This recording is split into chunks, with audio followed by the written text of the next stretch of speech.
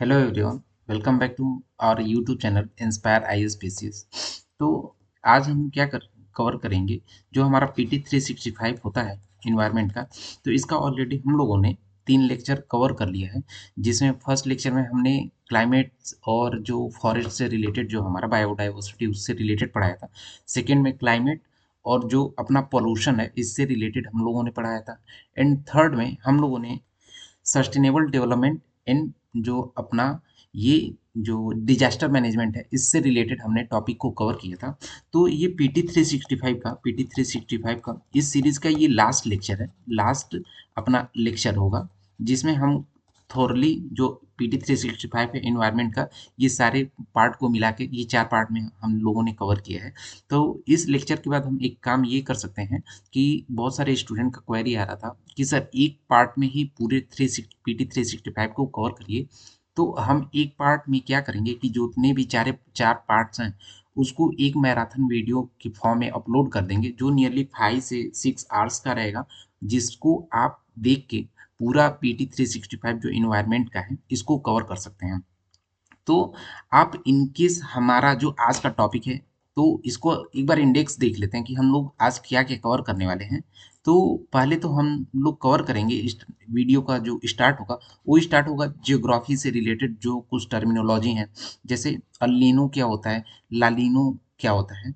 क्योंकि आप यूपीएससी का पीवाईक्यू देखेंगे, जो अपना पीवाईक्यू है, तो उसमें इस तरीके की क्वेश्चन ज़्यादातर पूछे जाते हैं। अल्नीनो से रिलेटेड लाल नीनो क्या होता है, फिर नोर वेस्टर्स क्या होता है इसको देखेंगे।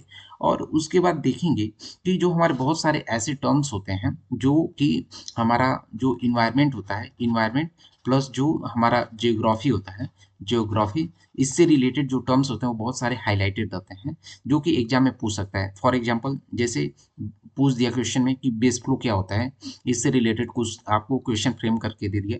तो ऐसे केस के लिए जो हमारे बहुत सारे टर्म्स हैं इसको हम एक्सप्लेन करेंगे और देखेंगे क्या क्या इसमें था। और ये वाला जो सपोज आपको ऐसा लग रहा है कि ये सर हम ये हमारे काम का नहीं उतना, तो आप ये स्टार्टिंग में स्किप करके ये वाला जो पार्ट है अपना, ये मोस्ट इंपॉर्टेंट है। मीन्स आपको PT 365 में कुछ करना है, मतलब मस्ट हैव टू डू। तो उसमें से आप देखेंगे क्या क्या हमें देखना रहेगा कि कौन कौन से प्लेसेस थे जो कि न्यूज़ में थे। तो ये इम्पोर्टेंट क्यों हो जाता है, क्योंकि ये जियोग्राफी का भी पार्ट है प्लस इन्वायरमेंट का भी पार्ट है। और जानते होंगे ये दोनों सेक्शन जो है यूपीएससी के फेवरेट होते हैं। तो इसकी वजह से जो प्लेसेस इन न्यूज है इसको मस्ट करना है। फिर इंडिया का कुछ रिवर्स होते हैं, अदर कुछ प्लेसेस हाईलाइटेड रहते हैं, क्या क्या उसमें इंसिडेंट होता रहता है, तो इसको भी देखना है।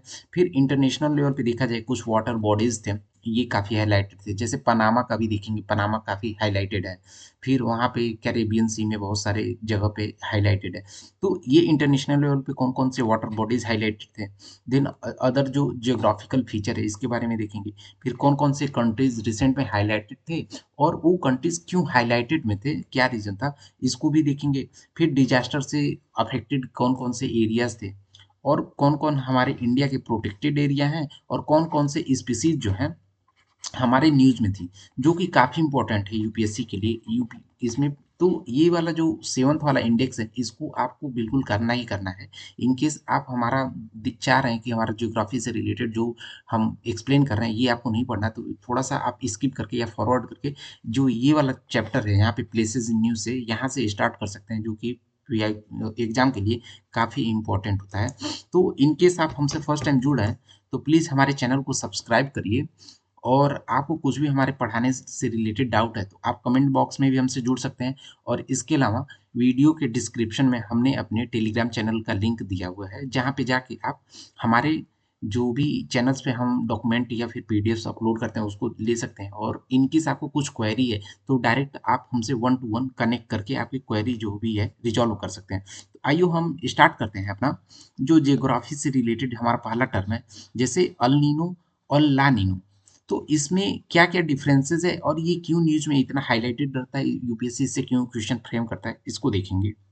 तो रिसेंटली क्या हुआ है कि एक यूएस की एक गवर्निंग बॉडी है जिसका नेम है national ocean and atmospheric administration. तो जैसा ये समुद्र होगा और जो हमारे एटमॉस्फेयर से रिलेटेड कुछ भी इशू आ रहा है तो उसको एडमिनिस्ट्रेशन करने का काम करती है। और ये जो है हमारा यूनाइटेड स्टेट है अमेरिका, उसका एक बॉडी है।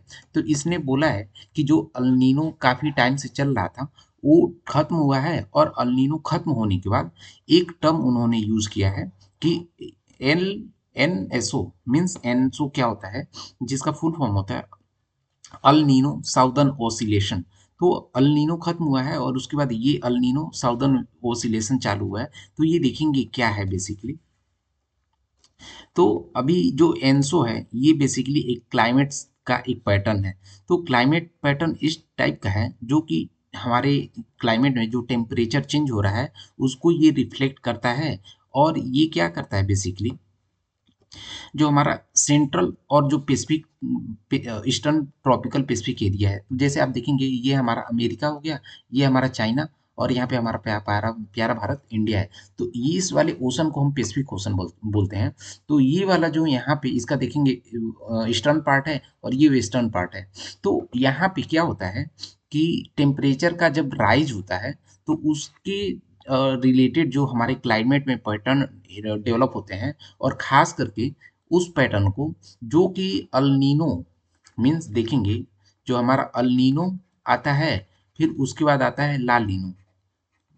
तो बेसिकली ला लीनो तो ला लीनो मीन्स ला लीनो मीन्स पानी, तो पानी को जब लाता है तो उसको ला लीनो बोलते हैं। तो इसके बीच वाला जो टेम्परेचर होता है इसी को हम बेसिकली एनएसओ बोलते हैं।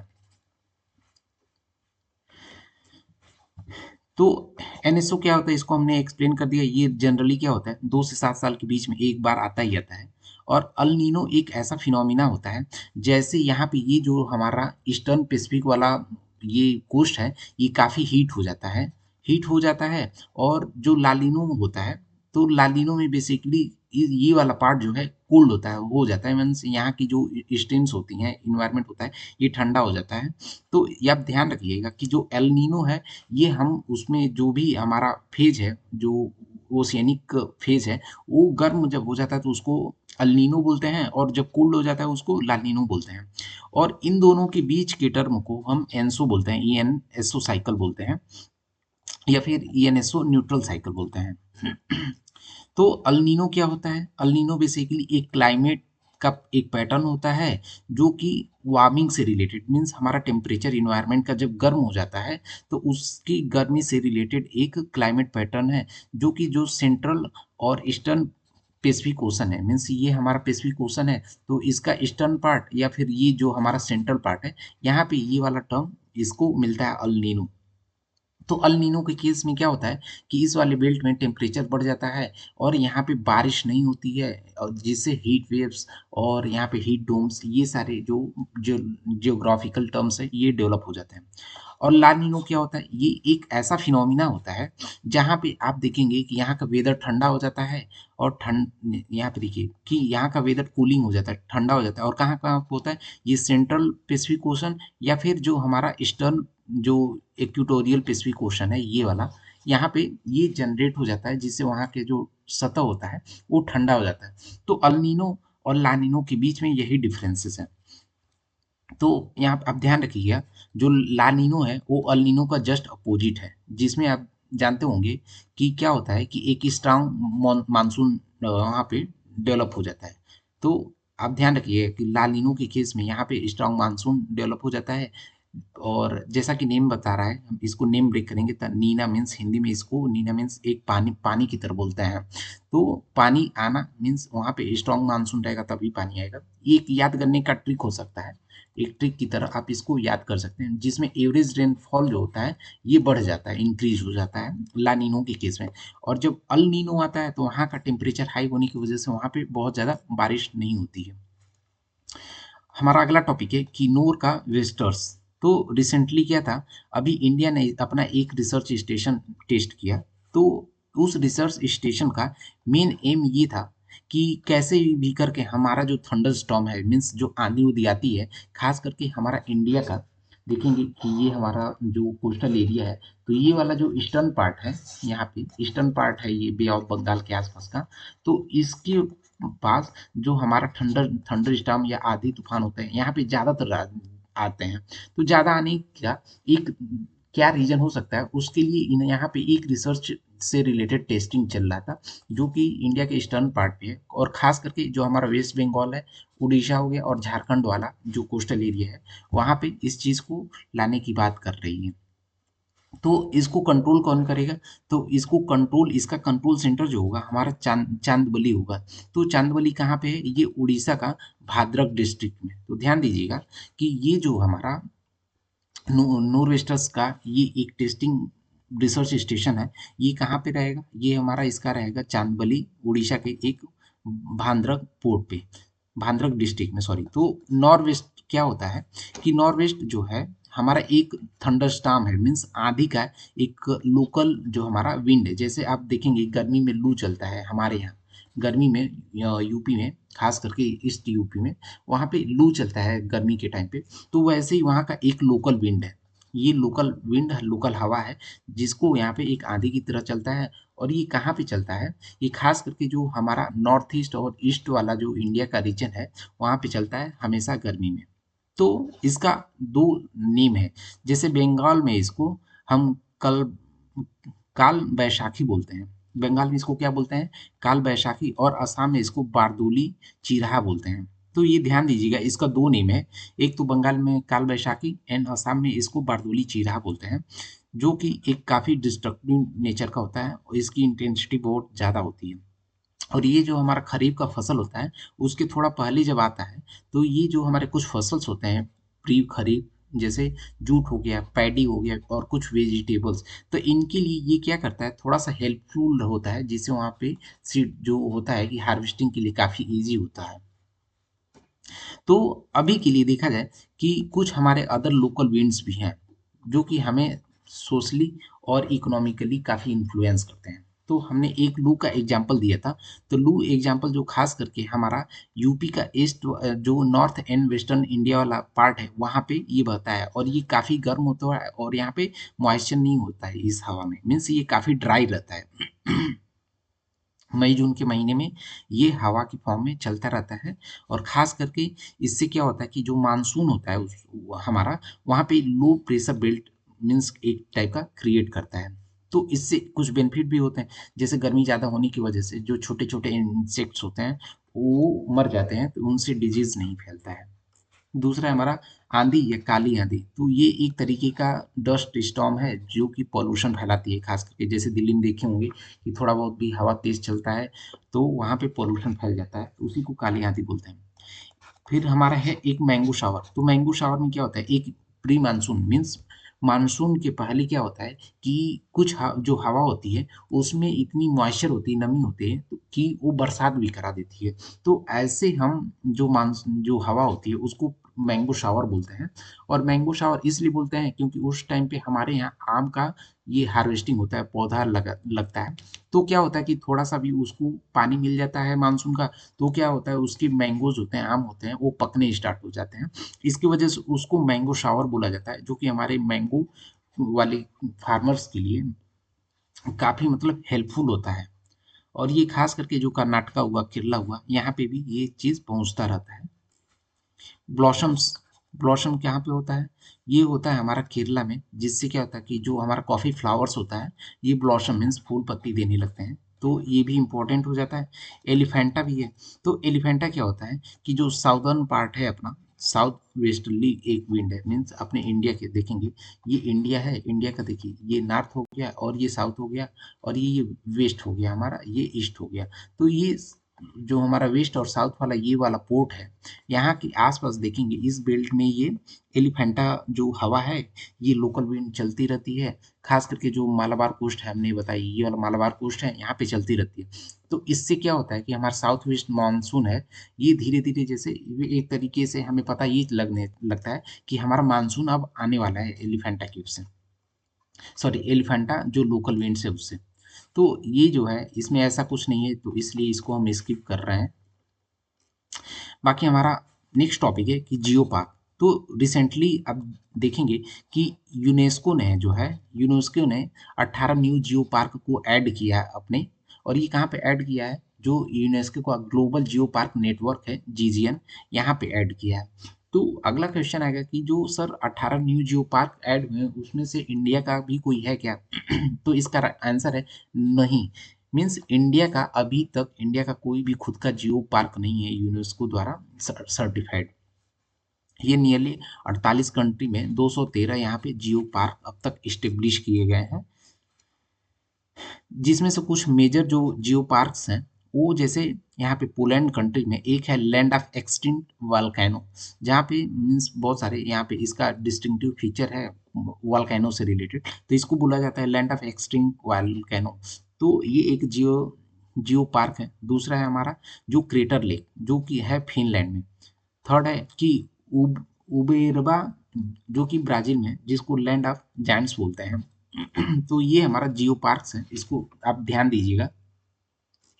तो इसको देख लेते हैं, जो यूनेस्को ने जो अपना लिस्ट बनाया है इसको जियो पार्क का, जिसको हम ग्लोबल जियो पार्क नेटवर्क बोलते हैं। तो ये एक तरीके का नॉन प्रॉफिट इंटरनेशनल एसोसिएशन है जिसमें डिफरेंट कंट्री एक साथ आके जो इसको इस्टेब्लिश करने का काम करती हैं। तो इसका जेनेसिस कहाँ पे हुआ था? इसका जेनेसिस 1990 में हुआ था। मीन्स इसका उत्पत्ति 1990 के आसपास हुआ था। और ये इम्पोर्टेंट इसलिए हो जाता है क्योंकि ये एक तरीके का जियोग्राफिकल एरिया को ग्लोबल लेवल पे आइडेंटिफाई करते हैं।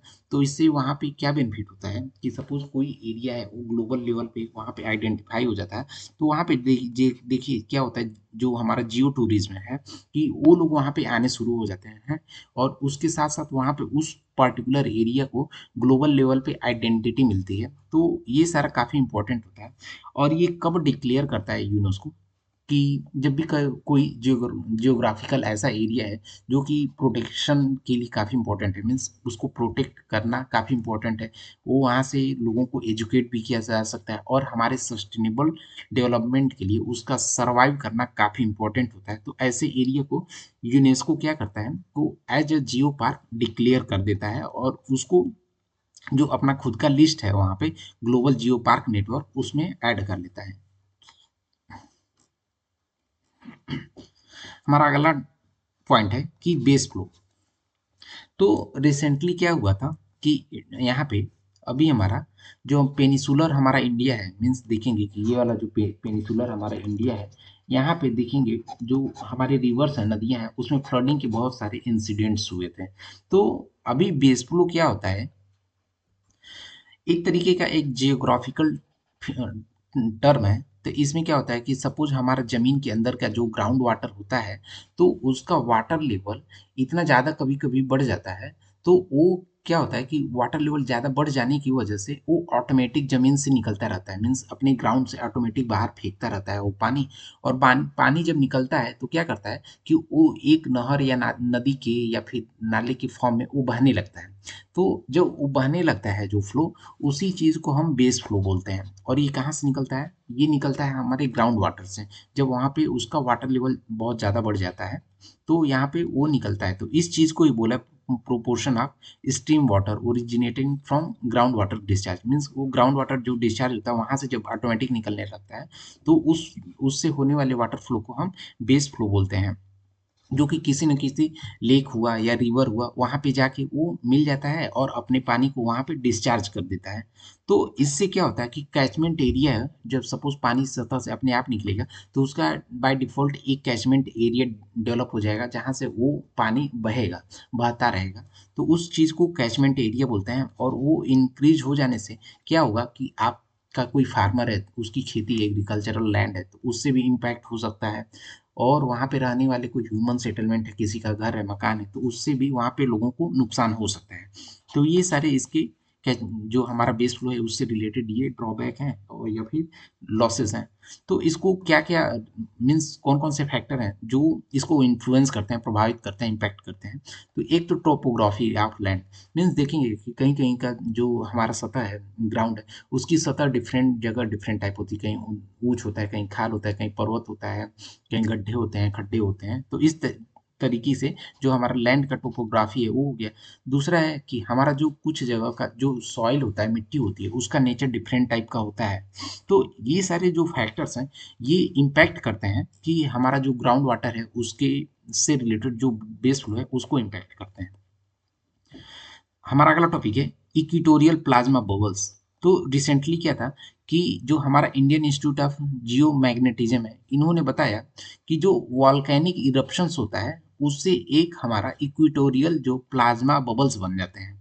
तो इक्वेटोरियल प्लाज्मा बबल क्या होते हैं बेसिकली, एक इक्वेटोरियल जो आयनोस्फीयर होता है, आप जानते होंगे हमारा जो एटमॉस्फेयर होता है उसके ऊपर जाने के बाद एक आयनोस्फीयर होता है। तो आयनोस्फीयर में देखेंगे कि जो आयनोस्फीयर हमारा एलिमेंट है वहाँ पे इसकी वजह से ये जो हमारा वॉल्केनिक इरप्शन होता है तो वो डिप्लीट होना स्टार्ट हो जाता है। मीन्स वो धीरे धीरे जैसे ओजोन लेयर में छेद होने लगता है वैसे हमारा जो आयनोस्फीयर है उसमें भी बारीक छेद होने लगता है, जिससे वहाँ की डेंसिटी जो है प्रभावित होती है।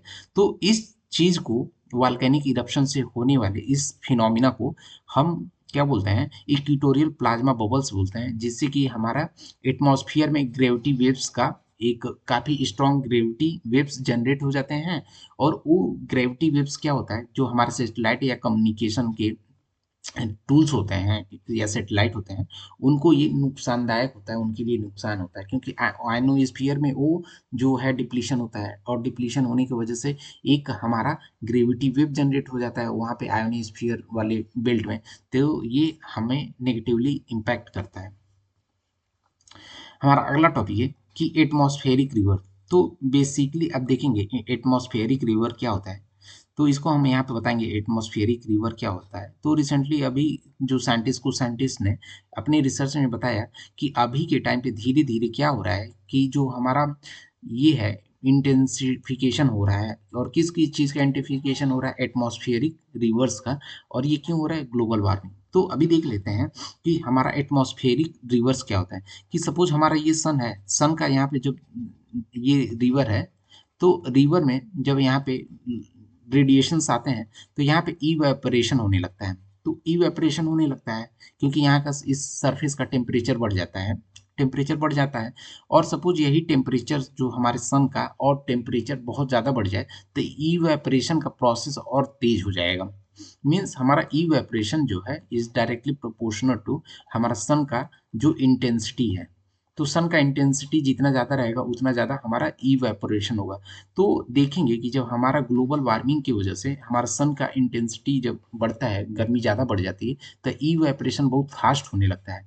और इवेपोरेशन कुछ केसेस में इतना फास्ट हो जाता है कि वो एक जगह से हमारे दूसरे ट्रॉपिक्स में मूव करने लगते हैं, जैसे पोल्स की तरफ खास करके मूव करने लगते हैं। तो उस फिनोमिना को हम एटमॉस्फेरिक रिवर बोलते हैं, जहाँ पे एक प्लेस से दूसरे प्लेस पे ये जो ट्रॉपिक्स हैं, ये जो वाटर वेपर्स होते हैं, ये मूव करना स्टार्ट कर देते हैं। तो इसी को हम एक्स्ट्रा ट्रॉपिकल साइक्लोन भी बोल सकते हैं, या फिर हमारा ये जो है एटमॉस्फेरिक रिवर्स भी बोल सकते हैं।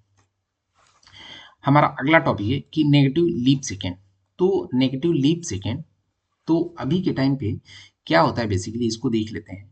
कि आप जानते होंगे कि हमारी पृथ्वी जो है अपनी सतह पे घूमती रहती है। तो घूमती रहती है, तो ये सपोज 24 सेकेंड 24 आवर में अपना एक रोटेशन पूरा करती है।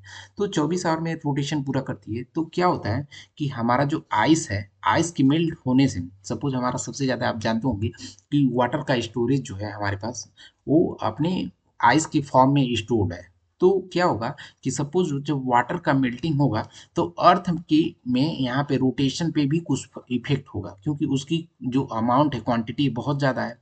क्यों, तो आइस के मेल्ट होने से जो अर्थ का रोटेशन पे इम्पैक्ट आता है। तो सपोज अर्थ का रोटेशन 1 सेकेंड कम हो गया, मीन्स वो अर्थ रोटेट धीरे धीरे 1 सेकेंड करने लगा। कि एक जो अपना रोटेट वन रोटेशन में सपोज 24 घंटा से 1 सेकेंड कम ले रहा है, तो उसको हम नेगेटिव लीप सेकेंड बोलते हैं। और सपोज अर्थ ने क्या किया कि फास्ट घूमने लगा, तो फास्ट घूमने लगा, तो वो क्या होगा कि वहाँ पे 1 सेकेंड एक्स्ट्रा जनरेट होगा। तो 1 सेकेंड एक्स्ट्रा जो जनरेट हुआ उस चीज़ को हम पॉजिटिव लीप सेकेंड बोलेंगे। तो यहाँ पे देखिए ये जो नेगेटिव जो ये यहाँ पे नेगेटिव लीप सेकेंड होता है उसका जस्ट अपोजिट होता है, जिसमें हम क्लॉक को हमें पीछे जनरली करना पड़ता है, क्योंकि अर्थ का स्पिनिंग जो होता है धीरे धीरे वो स्लो हो जाता है। तो ये ध्यान दीजिएगा कि यहाँ पे जब हम क्लॉक में से, क्लॉक जो होता है अपना घड़ी होता है, वहां से अर्थ के रोटेशन के हिसाब से हम 1 सेकेंड हमारे पास जो होता है कि घट जाता है, तो उस चीज को हम नेगेटिव लीप सेकेंड बोलते हैं। अभी हमारा अगला टॉपिक है कि जीरो शेडो डे।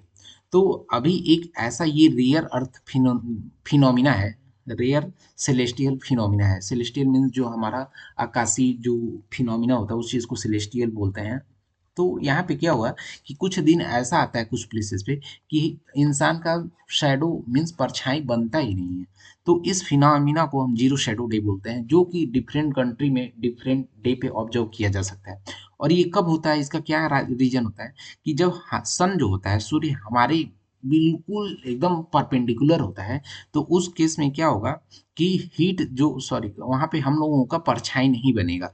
तो परछाई नहीं बनने की फिनोमिना को जीरो शेडो डे बोलते हैं, जो कि डिफरेंट डे में डिफरेंट टाइम पे बनता है, जो कि साल में नियरली 2 बार आता है। और ये 2 बार कब आता है, एक समर सोलिस्टिस होता है, ये एक बार पहले तब आता है, और दूसरा जो है विंटर सोलिस्टिस जो होता है ये तब आता है। तो आप कमेंट बॉक्स में कमेंट करके बताइए कि जो समर सोलिस्टिस है वो कौन से डे को आता है, और जो विंटर सोलिस्टिस है ये कब मनाया जाता है या फिर किस डे को डिक्लेयर किया गया है। तो जो कि ये समर सोलिस्टिस यूपीएससी एंड जो पीसीएस एग्जाम्स होते हैं, इसमें ये क्वेश्चन पूछा जा चुका है कि समर सोलिस्टिस कब आता है, किस डे को ऑब्जर्व किया जाता है, और विंटर सोलिस्टिस कौन से डे को या कौन से मंथ के कौन से डे को ऑब्जर्व किया जाता है। तो हमने बताया ये डिफरेंट जो प्लेसेस हैं यहाँ पे वो डिफरेंट होता है। ब्लू होल, अगला टॉपिक है ब्लू होल, जो कि काफ़ी इंपॉर्टेंट है। तो ब्लू होल बेसिकली क्या होता है इसको देखेंगे। तो ब्लू होल बेसिकली एक तरीके का खड्डा होता है, गड्ढा होता है। और वो कहाँ होता है, वो हमारे लैंड पे नहीं होता है, वो हमारा जो यहाँ पे समुद्र का, यहाँ पे देखेंगे कि ये हमारा सतह है, सपोज ये हमारा सतह है, ये हमारा लैंड है, और ये हमारा ओशन है। ओशन का देखेंगे जो हमारा ये सतह होता है, सतह पे कहीं कहीं पे एक ऐसा गड्ढा होता है जिसके हमारा नीचे का जो यहाँ पे सरफेस होता है, नीचे वाला बॉटम होता है, इस ये पता ही नहीं होता। जैसे एक ब्लैक होल होता है, वहाँ पे सिर्फ लाइट जाती है ऊपर, बाहर नहीं निकल के आती है, वहाँ सिर्फ डार्क रहता है। तो वैसे ही हमारे समुद्र के नीचे सतह कुछ ऐसा एरिया होता है जहाँ पे खड्डा बना रहता है, और उसकी का नीचे का बॉटम मिलता ही नहीं है, इतना नीचे होता है, या फिर आइडेंटिफाई ही नहीं हो पाता है, और वहाँ पे लाइट जो भी जाता है वो वापस बैक नहीं आता है। तो इस चीज़ को हम ब्लू होल बोलते हैं। तो रिसेंटली क्या हुआ था, मैक्सिको का जो चेतुमल बे है, चेतुमल बे में इस तरीके का एक हमारा ब्लू होल मिला है, जो कि हमारा यूकातन पेनिनसुला है मैक्सिको में, वहाँ पे मिला है। और ये जो है ये बिल्कुल पानी से भरा होता है, क्योंकि ये समुद्र है, समुद्र के नीचे होता है, तो ये बिल्कुल पानी से भरा रहता है, और ये सी फ्लोर के आसपास होता है। जो कि यहाँ पे कोई क्रैक हो गया, यहाँ समुद्र में कोई क्रैक हो गया या डिजॉल्विंग मिनरल्स हो गया, इसके कारण होता है। तो ये अभी के लिए काफ़ी इंपॉर्टेंट है, ये ध्यान दीजिएगा, मेक्सिको का चेतुमल बे। और इसके पहले जो था हमारा ड्रैगन होल था, जो कि साउथ चाइना सी में पड़ता है। अभी हमारा अगला टॉपिक है हीट डोम। तो हीट डोम क्या होता है बेसिकली, आप देखेंगे ये जो हमारा वेस्टर्न स्टेट है, जो यूएसए हुआ, यूएसए का देखेंगे कि जो वेस्टर्न स्टेट्स हैं वहाँ पे, खास करके वेस्टर्न स्टेट जो कि यहाँ पे अपना हमारा जो पैसिफिक ओशन है इससे सटे हुए हैं, तो वहाँ पे देखेंगे।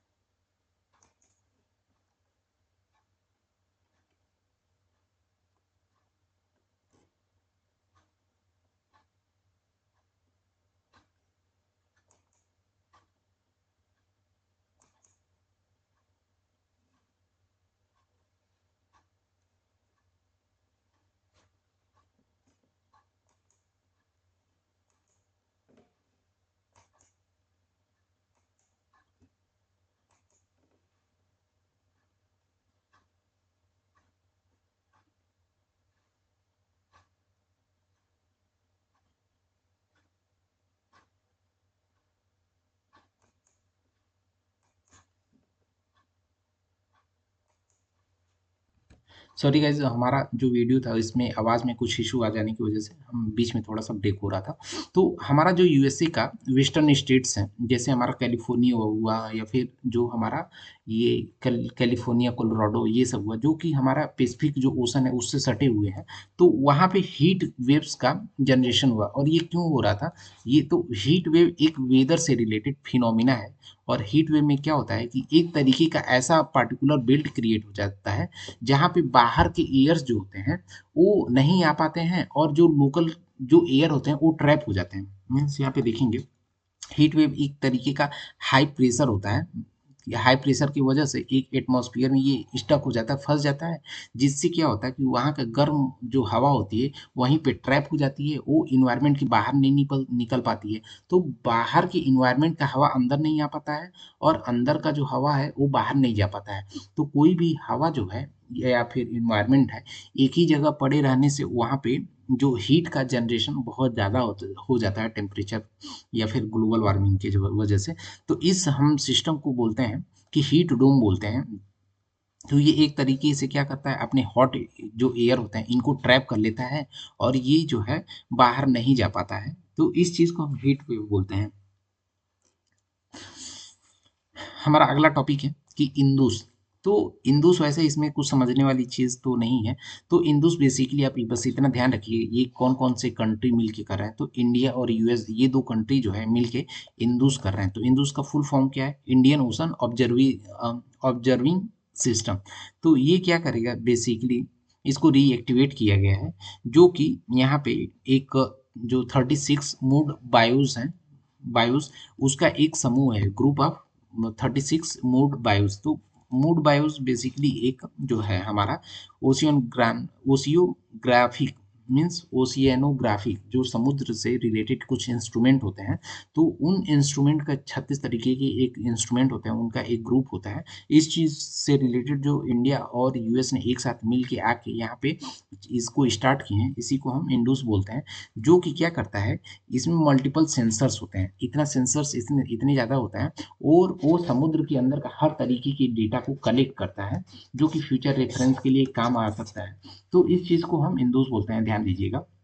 अभी हमारा अगला टॉपिक है कि अर्थ का जो मेंटल है इससे रिलेटेड, क्योंकि अभी रिसेंटली क्या था, यूएस का एक वेसल है, उन्होंने बताया कि जॉइडस का एक 1.2 किलोमीटर जो हमारा ये अटलांटिस मैसिव है, वहाँ पे नियरली 1.2 किलोमीटर का एक ड्रिलिंग किया गया है।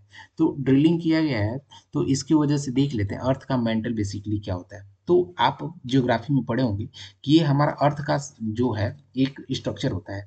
तो स्ट्रक्चर में पहले तो हमारा कोर होता है, हम नीचे की वहाँ सेंटर से बात करें तो कोर होता है, जिसमें एक इनर कोर होता है, दूसरा हमारा आउटर कोर होता है। तो जो हमारा इनर कोर होता है बिल्कुल वो सॉलिड के फॉर्म में होता है, और दूसरा हमारा आउटर कोर जो होता है वो हमारा लिक्विड के फॉर्म में होता है। इसके बाद आता है हमारा मेंटल। तो मेंटल भी यहाँ पे देखेंगे, मेंटल के भी डिफरेंट लेयर्स होते हैं। और मेंटल के बाद हमारा आता है क्रस्ट। तो क्रस्ट जो होता है, क्रस्ट की जो टॉप 50 किलोमीटर्स के आसपास तक का एरिया है, उसको हम लिथोस्फीयर बोलते हैं। ये ध्यान दीजिएगा, आपने जियोग्राफी में पढ़ा होगा। तो बेसिकली जो हमारा अर्थ है इसमें कौन कितने पार्ट्स होते हैं, बेसिकली इसमें तीन होते हैं। एक कोर होता है, मेंटल होता है, क्रस्ट होता है। कोर में भी दो सब पार्ट होते हैं, जिसको हम इनर कोर और दूसरा आउटर कोर बोलते हैं। फिर मेंटल हो गया, और कोर में क्या होता है, सॉरी क्रस्ट में क्या होता है कि क्रस्ट में जो ऊपरी बिल्कुल सतह होती है उसको हम लिथोस्फीयर बोलते हैं। और क्रस्ट का लेंथ कितना होता है, ये 100 किलोमीटर तक का यहाँ पे डीप होता है इस चीज़ का, ये ध्यान दीजिएगा। तो अर्थ का जो मेंटल होता है, ये वाला पार्ट, यहाँ पे देखेंगे नियरली जहाँ जो सिलिकेट रॉक है इनकी संख्या सबसे ज़्यादा होती है, जो कि नियरली 80% अर्थ का वॉल्यूम कवर करता है। हमारा अगला टॉपिक है आइसोस्टेसी। तो बेसिकली आइसोस्टेसी क्या होता है, एक तरीके का इक्विलिब्रियम या फिर बैलेंस होता है, जो कि हमारा जो क्रस्ट है, यहाँ पे देखेंगे क्रस्ट ये है, क्रस्ट के नीचे का हिस्सा और ऊपर के हिस्सा को बैलेंस बनाए रखने को ही हम एक आइसोस्टेसिटी बोलते हैं, जो कि आइसोस्टेसी बोलते हैं, जो कि इक्विलिब्रियम या बैलेंस का पार्ट है, जो हमारे क्रस्ट को और जो हमारे मेंटल है। तो देखेंगे ये हमारा क्रस्ट है और ये मेंटल, इसके बीच का कोई पार्ट होता है, यहाँ पे इन दोनों के बीच में बैलेंस बनाए रखने का काम करता है आइसोस्टेसी। अभी हमारा अगला टॉपिक है कि अर्थ का जो मैग्नेटिक फील्ड है इससे रिलेटेड। तो अभी कुछ जो साइंटिस्ट हैं उन्होंने रिसर्च में बताया कि जो अर्थ का मैग्नेटिक फील्ड है ये धीरे धीरे कम होता जा रहा है, अर्थ का जो मैग्नेटिक फील्ड है। तो अर्थ का मैग्नेटिक फील्ड बेसिकली क्या है कि एक इसमें बहुत ज़्यादा बहुत इंटेंसिफाइड वे में यहाँ पे इसका मैग्नेटिक फील्ड होता है, जिसको उस रीजन को हम मैग्नेटोस्फीयर बोलते हैं, क्योंकि यहाँ पे अर्थ का जो मैग्नेटिक फील्ड है या फिर उसकी इंटेंसिटी बहुत ज़्यादा होती है। और जो ये मैग्नेटोस्फीयर है, मीन्स जो मैग्नेटिक फील्ड है हमारा अर्थ का, ये अर्थ की आउटर कोर में, जो आउटर कोर है उस वहाँ पे जनरेट होती है, जिसको जियोडाइनेमो प्रोसेस बोला जाता है। अभी हमारा अगला टॉपिक है कि कोल्ड लावा। तो बेसिकली कोल्ड लावा यहाँ पे जो हमारा फिलीपींस है, तो यहाँ पे ये रिसेंटली मिला है। और तो कोल्ड लावा क्या होता है, एक ऐसा फिनोमिना होता है या फिर एक ऐसा मिक्सचर होता है वॉल्केनिक मटेरियल का, जिसमें हमारा वॉल्केनिक मटेरियल हो गया, डेब्रिस हो गया। डेब्रिस मीन्स वहाँ से जो वॉल्केनिक इरप्शन होता है उससे निकलने वाले जो कचड़े होते हैं, उस चीज़ को हम डेब्रिस बोलते हैं। तो ये मिक्सचर किस चीज़ का हुआ, जो वॉल्केनिक इरप्शन हुआ इसका मिक्सचर हो गया, डेब्रिस हुआ उसका मिक्सचर वाटर हो गया। इसका एक मिक्सचर होता है जो कि लिक्विड के फॉर्म में, लिक्विड प्लाज्मा के फॉर्म में होता है, जो कि बहुत तेज से मूव करता है एक लैंडस्लाइड की तरह। तो इस चीज़ को हम कोल्ड लावा बोलते हैं। और लावा इसलिए बोलते हैं क्योंकि इसका जो है ये बहुत ज़्यादा यहाँ पे वार्म होता है, गर्म होता है। तो इस चीज़ की वजह से इसको हम, सॉरी एक करेक्शन है कि जो इसका जो है अंदर से देखा जाए तो ये बहुत ज़्यादा हॉट होता है, क्योंकि ये वॉल्केनिक इरप्शन का पार्ट है, इसमें डेब्रिस और वॉल्केनिक मटेरियल होते हैं। तो अंदर से ये बहुत ज़्यादा गर्म होता है, बट बाहर से देखा जाए तो ये ठंडा होता है। तो इस चीज़ को मूविंग हम जो ऑब्जेक्ट होता है, इस चीज़ को हम कोल्ड लावा बोलते हैं। अभी हमारा अगला टॉपिक है हीट बजट। तो हीट बजट क्या होता है, इसको देखेंगे। तो बेसिकली एक तरीके का ये एक बैलेंस होता है, जो कि हमारे अर्थ पे जितने हमारे ये आते हैं, हीट आते हैं वो, और जो अर्थ से हमारे हीट जाते हैं, इनके बीच का एक ऐसा बैलेंस होता है। तो इस चीज़ को हम अर्थ बजट बोलते हैं। क्योंकि अब देखेंगे कि फॉर एग्जांपल के साथ देखेंगे, तो हमारा ये यहाँ पे ये सपोज यहाँ पे सी है, या फिर हमारा सरफेस है और यहाँ से हमारा सन है, यहाँ से रेडिएशन आ रहा है। तो सपोज 5 इंटेंसिटी का आ रहा है और ये 5 इंटेंसिटी का यहाँ पे रिलीज हो रहा है। तो इस चीज़ के बैलेंस को ही हम बोलते हैं हीट बजट बोलते हैं, कि जितना आ रहा है उसके आसपास जा रहा है, जिससे हमारा इन्वायरमेंट बिल्कुल मेंटेन है। तो इस चीज़ को ध्यान रखिएगा, दोनों में क्या डिफरेंसेस है। अभी हमारा अगला टॉपिक है कि कलाक कलक्का दल। तो कलक्का दल बेसिकली क्या होता है कि एक कोस्टल एरिया जो होता है, खास करके जो केरला और तमिलनाडु, यहाँ पे ऑब्जर्व किया गया है कलक्का दल। तो कलक्का दल एक तरीके का कोस्टल फ्लडिंग होता है। और ये कोस्टल फ्लडिंग कब आता है, ये हमारे मानसून आने के पहले आता है। जैसे हमारा मानसून जो होता है जून जुलाई में, जून के आसपास आता है, तो ये जून में मीन्स ये मानसून के पहले आ जाता है, अप्रैल मई में, या फिर हमारा जो मानसून खत्म होता है उसके आसपास आता है। जिससे क्या होता है कि यहाँ पे मैकेनिकल वेव्स होते हैं, ये जनरेट होने लगते हैं। और वो मैकेनिकल वेव्स होते हैं, इंटेंसिटी ज़्यादा होने की वजह से वो फ्लड का एक रूप, जो बाढ़ होता है उसका एक रूप ले लेते हैं। जो कि उनका डायरेक्शन जो होता है, कभी कभी हवा के डायरेक्शन की अपोजिट भी हो सकता है, या फिर हवा सपोज वेस्ट में बह रही है तो वो वेस्ट के अपोजिट या फिर ईस्ट में, नॉर्थ साउथ में भी मूव कर सकते हैं। तो इस फिनोमिना को हम कल्ला कलक्का दल बोलते हैं, जो कि कहाँ पे ऑब्जर्व किया गया है, केरला और तमिलनाडु में ऑब्जर्व किया गया है। तो हमारे पढ़ाने से रिलेटेड कुछ भी डाउट है तो प्लीज़ कमेंट बॉक्स में कमेंट करिए। और हमारा ये PT 365 का ये लास्ट लेक्चर है, जिसमें हम ऑलमोस्ट जो भी टॉपिक्स थे सारे को कवर कर लिया है। अभी हमारे कुछ छोटे छोटे बट मोस्ट इंपॉर्टेंट टॉपिक्स बचे हुए हैं। जैसे अभी रिसेंट में कौन कौन से जो प्लेसेस थे वो न्यूज़ में थे, तो अभी रिवर को हम पहले कवर करेंगे। तो इनकेस आप हमसे फर्स्ट टाइम जुड़े हैं तो प्लीज़ सब्सक्राइब आवर चैनल।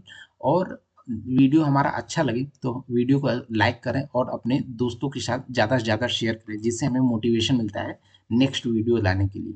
और बहुत लोगों का हमारे पास मैसेज आ रहा है कि सर जो भी हमने PT 365 इकोनॉमी, पॉलिटी का और इन्वायरमेंट का स्टार्टिंग का हमने वीडियोस डाला वो काफ़ी अच्छा है। तो thank you for the support. Please like our video and subscribe my channel. तो अभी हमारा जो नेक्स्ट टॉपिक है वो प्लेसेस इन न्यूज़। तो हमारे कुछ रिवर्स ऐसे थे जो कि बहुत ज़्यादा हाईलाइटेड थे। तो ऐसे कौन कौन से प्लेसेस हाईलाइटेड है, तो पहला है एक हमारा सरा सरा श्रावती श्रावती रिवर। तो ये श्रावती रिवर कहाँ पे है? ये बेसिकली कर्नाटका के आसपास है, कर्नाटका में है। यहाँ पे देखेंगे कर्नाटका में है। और इसकी कौन कौन से ट्रिब्यूटरी है? तो यहाँ पे इसकी हृदयावती ट्रिब्यूटरी है, जो कि इसमें क्या है, एक जो जोग फॉल्स है ये है। और इस पे कौन कौन सा डैम बना हुआ है? तो महात्मा गांधी एक यहाँ पे डैम बना हुआ है। तो आप ये ध्यान रखिएगा कि श्रावती जो रिवर है ये कहाँ पे है? तो श्रावती रिवर कर्नाटका में है। इस पे कोई वाटरफॉल है क्या? तो हाँ, इसका जो फॉल्स इस पे बना हुआ है, और इस पे डैम एक बना हुआ है जिसको महात्मा गांधी बोलते हैं। पेरियार रिवर, पेरियार रिवर आप जानते होंगे ये केरला में है। आप यूपीएससी में ये बहुत बार पूछा जा चुका है। तो ये जो है केरला का जो है लॉन्गेस्ट रिवर है। और ये जो है इसका ओरिजिन कहाँ होता है? शिवागिरी जो हिल्स है हमारा, वहाँ पे इसका ओरिजिन होता है। और इस पे कौन कौन से मेजर डैम बने हुए हैं? तो ये इदुक्की जो डैम है, जो कि काफ़ी न्यूज़ में रहता है, ये हमारा पेरियार रिवर पे बना हुआ है। हमारा अगला टॉपिक है कि जो नोयल रिवर है ये कहाँ पे है? तो रिसेंटली क्या था, यहाँ पे एक चोकिंग पॉइंट क्रिएट हो गया था। इसकी वजह से ये हमारा हाईलाइटेड में था। और ये क्यों क्रिएट हुआ था? पॉल्यूशन की वजह से क्रिएट हुआ था। और जो नोयल रिवर है ये बेसिकली एक जो हमारा कावेरी रिवर है इसका एक ट्रिब्यूटरी है। तो ये कहाँ पे है? ये केरला में है। अभी हमारा अगला जो रिवर जो कि न्यूज में था वो है सुबानसिरी रिवर। तो सुबानसिरी रिवर का जो ओरिजिन है वो कहाँ पे होता है? तो ये होता है हमारा तिब्बत का जो ग्लेशियर है, जो कांगीज कांगी जो ग्लेशियर है वहाँ पे इसका ओरिजिन होता है। और उसके बाद तिब्बत में ओरिजिन होता है, और ये अरुणाचल में से इंडिया में एंटर करता है। और अरुणाचल से इंडिया में एंटर करने के बाद ये जो ब्रह्मपुत्र हमारी नदी है, यहाँ पे इसका राइट बैंक ट्रिब्यूटरी बनता है, और बाद में जाके इस नदी में ये मिल जाता है। तो इस नदी का मेजर ट्रिब्यूटरी कौन है? तो इसका लारो, नाय, ये कुछ यहाँ पे इसके मेजर ट्रिब्यूटरी हैं सुबानसिरी रिवर के। तो ये कहाँ पे मिलता है? हमने बताया ये हमारा अरुणाचल प्रदेश है, यहाँ पे मिलता है। अगला हमारा कुछ रिवर था जो जियाधल रिवर। तो जियाधल रिवर क्लाइमेट चेंज की वजह से यहाँ पे देखेंगे इसका जो फ्लो है ये डिस्टर्ब हुआ था। तो ये क्या है? ये ब्रह्मपुत्र का एक नॉर्थ बैंक ट्रिब्यूटरी है। मीन्स यहाँ पे देखेंगे कि जो हमारा सपोज यहाँ पे आती है, तो नॉर्थ बैंक यहाँ पे इस तरीके से आके मिलती है, जिसका ओरिजिन अरुणाचल के पास में होता है। अभी हमारा अगला टॉपिक है कि अगला जो पॉइंट है वो है हमारा तीजू एंड जुंग की रिवर। तो ऐसा जो रिवर है वो एग्जाम में पूछ सकता है, जो थोड़ा ट्रिकी होते हैं। कि अब रिसेंटली अभी यूपीएससी क्वेश्चन फ्रेम कर सकता है कि तू तीजू एंड जुंग की वॉज रिसेंटली इन न्यूज। तो ऐसा न्यूज दे देगा और पूछ देगा कि which of the statement are correct belonging to this terms. तो बोल देगा कि these are the rivers, these are species. तो ऐसे करके देगा, और आपको आइडेंटिफाई करना है ये क्या है। तो बेसिकली एक रिवर है तीजू और जुंग, जो जुंग की रिवर है, इसका ओरिजिन कहाँ होता है? ये ओरिजिन इसका नागालैंड में होता है। और ये हाईलाइटेड इसलिए था क्योंकि वहाँ पे एक जो हमारा वाटरवेज है 101, इसको डेवलप करने की बात चल रही थी, तो इसकी वजह से ये हाईलाइटेड था। अभी हमारा अगला टॉपिक है कि अभी रिसेंटली एक जो सियांग हाइड्रो पावर प्रोजेक्ट बनाया जा रहा है, और ये कहाँ पे बनाया जा रहा है? तो ये बनाया जा रहा है हमारा अरुणाचल प्रदेश में। तो इसका ओरिजिन कहाँ पे होता है? कि इसका होता है कि जो आंगसी ग्लेशियर है कैलाश मानसरोवर लेक पे, तो वहाँ पे ये जो आंगसी ग्लेशियर है वहाँ पे बनता है, जो कि इंडिया में घुसने के बाद जो लोहित और दिबांग रिवर है ये एक साथ मिलते हैं, और एक साथ मिलने के बाद ब्रह्मपुत्र नदी का यहाँ पे फॉर्मेशन करते हैं। तो इस वजह से जो ये सारे जो रिवर्स थे ये इंडिया में काफ़ी हाईलाइटेड थे। तो ध्यान रखिएगा, ये काफ़ी इंपॉर्टेंट है। अभी देख लेते हैं कि इसके अलावा भी कुछ प्लेसेस थे। अभी तो हमने रिवर देखा, तो कुछ प्लेसेस न्यूज में थे। कौन कौन से थे? तो अनमिंगला पास। तो जो है अनमिंगला पास कहाँ पे है? तो ये है हमारा लद्दाख में। तो ये क्यों फेमस में था?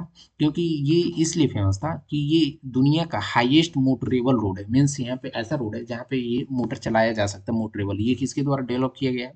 तो आप जानते होंगे कि जो बॉर्डर एरिया में रोड का डेवलपमेंट बीआरओ द्वारा किया जा सकता है, किया जाता है। अगला हमारा पॉइंट है कि लेपू लेक पास। तो लेपू लेक पास बेसिकली एक ट्राई जंक्शन है। ट्राई जंक्शन कौन कौन से कंट्रीज का है? तो ट्राई जंक्शन बेसिकली एक तो पहला इंडिया है, दूसरा नेपाल है, तीसरा हमारा तिब्बत जो कि कंट्रोल होता है चाइना के द्वारा। तो इन तीनों कंट्री का यहाँ पे एक तरीके का यहाँ पे देखेंगे कि ये एक ट्राई जंक्शन है। तो यहाँ पे माउंट कैलाश के थ्रू जो यहाँ पे तीर्थ यात्री हैं इनका एक पासिंग हुआ था, इसकी वजह से ये न्यूज में था। तो लेपू लेक पास के बारे में देख लीजिएगा। यहाँ पे एक भूतिया ट्राइब है, ये यहाँ पे बिलोंग करती हैं, जो कि काफ़ी इंपॉर्टेंट है, इसको ध्यान रखिएगा।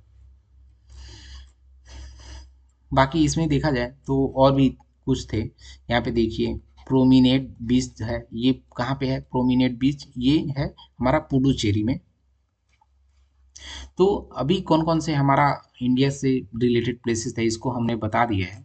और यहाँ पे एक जो मुल्ला पेरियार डैम है, इसको ध्यान दीजिएगा। तो मुल्ला पेरियार डैम कहाँ पे है? ये केरला में है। और ये कहाँ पे बनाया गया है? ये हमारा जो पेरियार रिवर सिस्टम है उस पे बनाया गया है। जो पेरियार टाइगर रिजर्व है उस पे यहाँ पे बनाया गया है। और ये क्या होता है कि एक तमिल इसके इसका जो कंट्रोल है इसका तमिलनाडु गवर्नमेंट के द्वारा किया जाता है। हमारा अगला टॉपिक है कि कुछ वाटर बॉडीज थे इंटरनेशनल लेवल पे, वो काफ़ी न्यूज़ में हाईलाइटेड थे। इसको देखेंगे कि जो भी वाटर बॉडीज थे ये क्यों हाईलाइटेड में थे। तो अभी हमारा जो पॉइंट है वो है हमारा सीने रिवर, साइनी रिवर। तो साइनी रिवर बेसिकली कहाँ पे है? ये हमारा पेरिस में है। पेरिस कहाँ पे पड़ता है? ये पेरिस हमारा फ्रांस में पड़ता है। तो इसकी वजह से यहाँ पे न्यूज़ में था, क्योंकि और ये अपना पानी कहाँ जाके डिस्चार्ज करता है? तो इंग्लिश जो चैनल है, इंग्लिश चैनल में अपना पानी जाके डिस्चार्ज करता है। और ये फ्रांस का सेकेंड लार्जेस्ट रिवर है। तो यहाँ पे जो पेरिस के मेयर थे यहाँ पे इन्होंने एक हॉली बाथ लिया था ओलंपिक के पहले, इसकी वजह से ये न्यूज़ में था। तो साइनी रिवर कहाँ पे है? ये जो फ्रांस का है सेकेंड लार्जेस्ट लॉन्गेस्ट रिवर है। दूसरा है हमारा नील रिवर सिस्टम। तो नील रिवर सिस्टम अब कहाँ पे है? ये देखे होंगे कि नील रिवर सिस्टम यहाँ पे आप देखे होंगे अफ्रीका है, अफ्रीका में पड़ता है, जो कि यहाँ पे काफ़ी इम्पोर्टेंट है। इसमें भी दो तरीके का नील है, एक ब्लू नील एक वाइट नील, जो कि दुनिया का लॉन्गेस्ट रिवर सिस्टम है। तो ये काफ़ी इम्पोर्टेंट हो जाता है एग्जाम पॉइंट ऑफ व्यू से। फिर एक और इंटरनेशनल रिवर है जिसको नारवा रिवर बोलते हैं। और नारवा रिवर इसलिए हाईलाइटेड में था क्योंकि यहाँ पे नेविगेशन से रिलेटेड, नेविगेशन मीन्स जो हमारा जो वेसल्स होते हैं या फिर जो मर्चेंट नेवी के शिप्स होते हैं जब वो पासेस होते हैं उनकी नेविगेशन से रिलेटेड यहाँ पे इश्यूज था। और इशू ये किसके बीच में था? तो ये रसिया और दूसरा जो एस्टोनिया है, इन दोनों के बीच में डिस्प्यूट था। इसकी वजह से नारवा रिवर न्यूज़ में था, इसको ध्यान दीजिएगा। अगला हमारा रिवर जो हाईलाइटेड था वो था उरल रिवर। तो उरल रिवर में आप देखेंगे कि जो वाटर लेवल है ये बढ़ रहा था, तो इसकी वजह से ये हमारा हाईलाइटेड था, न्यूज़ में था। तो उरल रिवर को भी इसका जो जियोग्राफिकल आइडेंटिफिकेशन वो भी ध्यान दीजिएगा। जो कि जो हमारा उरल माउंटेन्स है ये और कैस्पियन सी है, इसके पास में यहाँ पे ये फॉर्म होता है, जो कि यूरोप का थर्ड लार्जेस्ट यहाँ पे लॉन्गेस्ट रिवर है। जो कि पहला ओल्का है, ओल्गा, पहले पे ओल्गा आता है एंड सेकेंड पे हमारा जो वहाँ पे दानूबे रिवर सिस्टम है, दानूबे, दानूबे ये हमारा आता है। और थर्ड पे कौन सा आता है? थर्ड पे हमारा उरल रिवर आता है। तो इस चीज़ को ध्यान रखिएगा कि जो हमारा यूरोप है उसका जो फर्स्ट पे आता है लॉन्गेस्ट रिवर में ओल्गा है, दूसरे पे आता है हमारा दानूबे रिवर सिस्टम, तीसरे पे आता है उरल हमारा रिवर सिस्टम। अगला हमारा जो है अरल सी। तो अरल सी बेसिकली इसलिए हाईलाइट में था क्योंकि वहाँ पे एक डिजर्ट का फॉर्मेशन हो रहा है। और जो अरल सी है ये कहाँ पड़ता है? तो हमारा जो सेंट्रल एशियन कंट्री है, जैसे हमारा कजाकिस्तान, कजाकिस्तान एंड जो उज्बेकिस्तान है, उज्बेकिस्तान, इन दोनों के बीच में एक बॉर्डर बनाने का काम करती है। तो इस चीज़ को ध्यान दीजिएगा। अरल सी का लोकेशन जो है हमारा एक सेंट्रल एशिया जो है, सेंट्रल एशिया की 5 कंट्री है उसमें से के बीच में ये बॉर्डर का बनाने का काम करती है। अभी हमारा जो लेक तुर्काना है, तो लेक तुर्काना ये कहाँ पे है? बेसिकली एक लेक तुर्काना हमारा जो केन्या है, केन्या के में पड़ता है लेक तुर्काना। और ये यहाँ पे देखेंगे यूनेस्को की वजह से यहाँ पे फेमस ये था, हाईलाइटेड था, क्योंकि ये इन्होंने अपना 50 ईयर्स में पहली बार यहाँ पे सर्वे कंप्लीट होने जा रहा है। अभी हमारा यहाँ देखेंगे कि लेक करीबा। तो लेक करीबा कहाँ पे है? लेक करीबा एक बेसिकली जो है हमारा जिम्बाब्वे और जाम्बिया जाम्बेजी जो रिवर है इन दोनों के बीच में लेक करीबा पड़ता है, जो कि क्या होता है कि इसमें हाईलाइटेड इसलिए था क्योंकि यहाँ का वाटर लेवल जो है नियरली 13% इसमें ड्रॉप देखा गया था। तो लेक करीबा कहाँ पे, ये ध्यान दीजिएगा, ये जाम्बेजी और जिम्बाब्वे जो है, इन दोनों के बीच में ये दोनों, ये लेक करीबा पड़ता है। फिर यहाँ पे देखेंगे कि पं यहाँ पे एक वेटलैंड है, पंतनाल वेटलैंड। तो ये कहाँ पे बेसिकली पड़ता है, ये हमारा साउदर्न अमेरिका है, यहाँ पे पड़ता है। तो ये क्या है कि वर्ल्ड का लार्जेस्ट ट्रॉपिकल वेटलैंड है, जो कि बोलीविया, ब्राजील और पैराग्वे है, यहाँ पे ये फैला हुआ है। फिर लेक कोरी भी देखेंगे तो हमारा लेक कोरी यहाँ पे वेनेजुएला के पास में ही पड़ता है। सॉरी, ये हमारा यहाँ पे ब्राजील में ही पड़ता है लेक कोरी। और जो हम बोल्ट जो है, ये वेनेजुएला का पास में पड़ता है। तो ये ध्यान दीजिएगा, जो भी हमने यहाँ पे वाटर बॉडीज बताया है ग्लोबल लेवल का, ये काफ़ी न्यूज़ में था और इससे क्वेश्चन फ्रेम होने के चांसेस ज़्यादा हैं। हमारा अगला टॉपिक है कि कुछ ऐसे जियोग्राफिकल फीचर्स थे जो कि यहाँ पे काफ़ी ग्लोबल लेवल पे हाईलाइटेड थे। तो इसको देखेंगे। तो पहला है हमारा कि अफार ट्रायंगल। अफार ट्रायंगल बेसिकली क्या है कि जो हमारा न्यूबियन, सोमाली और अरेबियन प्लेट्स है, इनके बीच का एक ट्रायंगल बनता है। इस चीज़ को हम यहाँ पे, इसकी वजह से यहाँ पे लाइट ये हाईलाइटेड था क्योंकि यहाँ पे जियोलॉजिस्ट ने कुछ प्रेडिक्ट किया था कि यहाँ पे एक नया समुद्र बन सकता है। तो देखेंगे कि ये जो तीन हमारा यहाँ पे कंट्री है, जैसे नूबियन, सोमाली और अरेबियन, सॉरी, तीन कंट्री नहीं, तीन जो हमारा प्लेट है, तो यहाँ पे जो आसपास में मिलते हैं, तो इनके मिलने की वजह से एक सतह का फॉर्मेशन होगा। सतह के फॉर्मेशन होने से वहाँ पे रिसर्चर्स ने बताया है कि यहाँ पे एक ओशन, महासागर होने के एक चांसेस हैं। तो ये ध्यान दीजिएगा कि अफर ट्राइंगल क्या होता है। हमारा अगला पॉइंट है कि बतागे बतागे क्रेटर। तो बतागे क्रेटर क्या होता है कि क्रेटर बेसिकली एक तरीके का खड्डा होता है। तो यहाँ पे ये किस तरीके का खड्डा होता है, ये पूरी दुनिया का हमारा एक गेटवे भी बोला जाता है कि गेटवे ऑफ द वर्ल्ड। तो इसकी वजह से ये यहाँ पे हाईलाइटेड में था, जो कि परमाफ्रोस्ट है, मीन्स हमेशा ये बर्फ से जमा रहता है। अटकामा डिजर्ट, आप इसके बारे में सुने होंगे, जो कि काफ़ी फेमस है और जनरली ये न्यूज़ में रहता है। तो ये जो हमारा हमारा साउथ अमेरिका है, साउथ अमेरिका वाली ये कॉन्टिनेंट है, यहाँ पे अटकामा डिजर्ट पाया जाता है। तो यहाँ पे देखेंगे कि रिसर्च ने पाया कि एक तरीके का यहाँ पे एक्सट्रीम माइक्रोब्स मिला है, जो कि नियरली 13 फीट तक यहाँ पे है। इस चीज़ को हम, और ये कहाँ पे मिला है, जो इंडीज हमारा पर्वत है और पैसिफिक ओशन है, इसके आसपास यहाँ पे मिला है, अटाकामा डिजर्ट के आसपास। हमारा अगला पॉइंट है कि अटाकामा जो साल्ट है, यहाँ पे ये कहाँ पे है। तो अटाकामा साल्ट जो है, ये भी देखा जाए तो ये हमारा साउथ अमेरिका में ही पड़ता है, चिली के आसपास, जो चिली का अटाकामा साल्ट है, जो कि दुनिया का सबसे बड़ा जो है यहाँ पे सलार दे अटाकामा बिगेस्ट साल्ट डिपॉजिट है। चिली में बिगेस्ट, जो वर्ल्ड है बिगेस्ट साल्ट का डिपॉजिट मिला है, ये ध्यान दीजिएगा। फिर माउंट इरेबस। तो माउंट इरेबस कहाँ पे मिला है, माउंट इरेबस बेसिकली जो है एक तरीके का ऐसा यहाँ से गैस निकल रहा है जिसमें गोल्ड के बारीक छोटे छोटे कण हैं, मीन्स वहाँ पे उस गैस में गोल्ड के वहाँ पे कुछ पार्टिकल्स भी गैस के साथ निकल रहा है। तो माउंट इरेबस इसकी वजह से काफ़ी फेमस था। तो दुनिया की ये पहला एक तरीके का ऐसा यहाँ पे एक जियोग्राफिकल एरिया है, जो कि एक मेटेलिक फॉर्म में एलिमेंट्स को बाहर निकाल रहा है।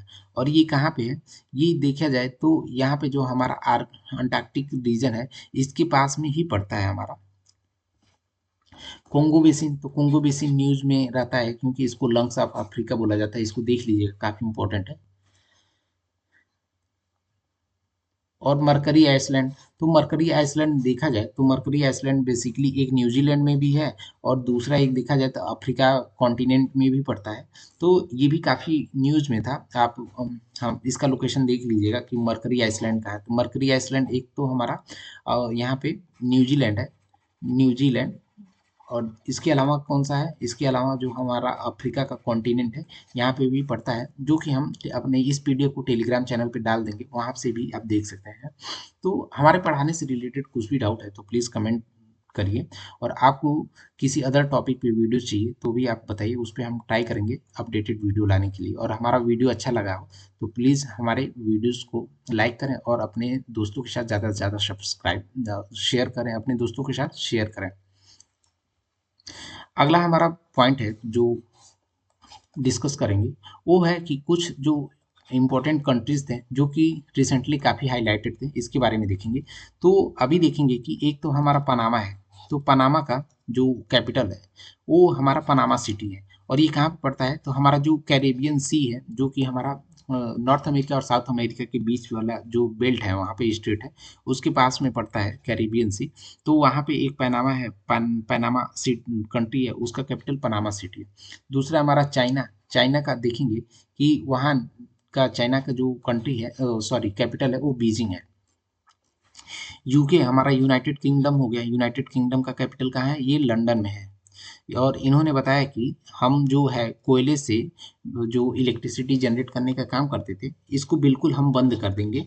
तो इसकी वजह से ये हाईलाइटेड था, जो कि यहाँ पे एग्जाम में पूछा जा सकता है। यूके का कैपिटल कहाँ है, वो लंदन में है। फिर कोलंबिया, कोलंबिया का कैपिटल कहाँ है, बोगोटा, बोगोटा। तो कोलंबिया कहाँ पे पड़ता है, बेसिकली ये जो हमारा साउथ अमेरिका है, ब्राज़ील, देखेंगे ये ब्राज़ील है, ब्राज़ील के पास ये वेनेजुएला, और इसके जो है हमारा वेस्टर्न जो हमारा पार्ट है, यहाँ पे देखेंगे वेस्टर्न पार्ट पे हमारा कोलंबिया पड़ता है। जो कि यहाँ पे जो रिजर्वायर्स वायर्स थे, उसमें यहाँ पे देखा जाए कि जो वाटर का लेवल था, वहाँ पे उसका वाटर लेवल कम हो जाने की वजह से काफ़ी यहाँ पे न्यूज़ में था। अगला हमारा पॉइंट है कि मलेशिया, तो मलेशिया का कैपिटल कहाँ पे है, ये कुआलालंपुर में है, ये ध्यान दीजिएगा। फिर डेनमार्क, डेनमार्क का हमारा कैपिटल कहाँ है, पे कोपेनहेग में है। अभी कुछ हमारा जियोग्राफिकल जो ये आए थे, जो जियोग्राफिकल डिजास्टर्स थे, उससे रिलेटेड कुछ एरिया हमारा काफ़ी हाईलाइटेड थे, तो उसको देख लेते हैं। तो पहला है हमारा जो यहाँ पे वॉल्केनिक इरप्शन हुआ था, और ये कहाँ पे हुआ था वॉल्केनिक इरप्शन, जो हमारा आइसलैंड है, यहाँ पे हुआ था। तो आइसलैंड कहाँ पे है, ये हमारा यहाँ पे यूरोप में पड़ता है, जो कि काफ़ी इंपॉर्टेंट है एग्जाम के लिए, यहाँ पे देख लीजिएगा। फिर हमारा सूडान, सूडान में क्यों फेमस, सूडान न्यूज़ में इसलिए था कि यहाँ पे एक डैम था, डैम जो था वो कोलैप्स हो गया है। और ये क्यों हुआ है, ये ज़्यादा हैवी रेनफॉल की वजह से यहाँ पे कोलैप्स किया है। फिर इंडिया में भी एक क्लाउड बस्ट हुआ है, और ये कहाँ पे हुआ है, अरुणाचल में हुआ है। तो इसकी वजह से इंडिया में ये न्यूज़ में था। ताइवान में देखा जाए तो वहाँ पे अर्थ क्वेक आया था, इसकी वजह से वहाँ पे न्यूज़ में था, क्योंकि वहाँ उसकी इंटेंसिटी 7.4 की थी। फिर फिलीपींस में देखा जाए तो ऑयल स्पिल का घटना हुआ था, जो कि हमने ऊपर बताया कि ऑयल स्पिल बेसिकली क्या होता है। और आपको जानना हो कि ऑयल स्पिल क्या हो, तो आप हमारे प्रीवियस वीडियो लेक्चर नंबर 3 है, उसमें भी हमने बताया कि ऑयल स्पिल क्या होता है। तो मनीला के आसपास ऑयल स्पिल का घटना हुआ है। फिर इंडोनेशिया की बात करें तो इंडोनेशिया में वहाँ पे वॉल्केनिक इरप्शन हुआ है, तो इसकी वजह से वो न्यूज़ में था। फिर पपुआ न्यू गिनिया जो है हमारा, वहाँ पे एक मैसिव लैंडस्लाइड हुआ था, जिसको जिसके कारण इंडिया ने भी वहाँ पे अपने हेल्प और सपोर्ट सिस्टम प्रोवाइड किया था। अगला हमारा जो कंट्री हाईलाइटेड में था, वो है केन्या, क्योंकि केन्या में अभी फ्लड बहुत हैवी इंटेंसिटी की बारिश हो जाने के कारण वहाँ पे बहुत हैवी यहाँ पे फ्लड आया था। अगला है हमारा स्पेन में भी फ्लड आया था। बोलिविया है, बोलिविया इसलिए वहाँ पे न्यूज़ में था क्योंकि वहाँ पे के जंगलों में आग लगी थी। फिर ब्राज़ील में भी फ्लड्स आए थे। फिर नाइजीरिया में भी फ्लड्स आया था। जिम्बाब्वे में यहाँ पे सूखा पड़ा था। तो इन सब चार जो रीजन्स हैं, इसकी वजह से ये जो एरिया है, यहाँ पे डिजास्टर के कारण यहाँ पे हाईलाइटेड में थे। तो इसकी वजह से आप इस चीज़ को देख लीजिएगा, जो कि एग्जाम पॉइंट ऑफ व्यू से काफ़ी इंपॉर्टेंट है। अभी इंडिया का कुछ प्रोटेक्टेड एरिया जो था वो न्यूज़ में था, तो उसको हम देखेंगे, और कहाँ-कहाँ था इसको भी देखेंगे। तो एक हमारा ईटानगर वाइल्ड लाइफ सेंचुरी है, वो भी हाइलाइटेड में था। फिर सोनई सोनई रूपाई जो हमारा वाइल्ड लाइफ सेंचुरी था, ये भी हमारा हाइलाइटेड था। तो ये सोनई रूपाई कहाँ पे है हमारा, इसको ध्यान दीजिएगा, यहाँ पे नीचे हम यहाँ पे डिस्कस करेंगे। फिर यहाँ पे Gandhi Sagar wild life sanctuary कहाँ पे है, ये हमारा मध्य प्रदेश में है। फिर पेंच टाइगर रिजर्व कहाँ पे, ये मध्य प्रदेश में है। सह्याद्री टाइगर रिजर्व कहाँ है, ये महाराष्ट्र में पड़ता है। फिर भादरा टाइगर रिजर्व कहाँ है, अभी हमारा कर्नाटका में है। कौंडिन्या जो वाइल्ड लाइफ सेंचुरी है ये कहाँ पे पड़ता है, तो ये हमारा जो कर्नाटका और आंध्रा का बॉर्डर है इसके पास में पड़ता है। तो इस तरीके का हम इसको अपने टेलीग्राम पे डाल देंगे, वहाँ पे देख लीजिएगा। फिर कैमूर जो हमारा वाइल्ड लाइफ सेंचुरी है ये कहाँ पे है पड़ता है, तो ये हमारा बिहार में पड़ता है, तो इसको ध्यान दीजिएगा।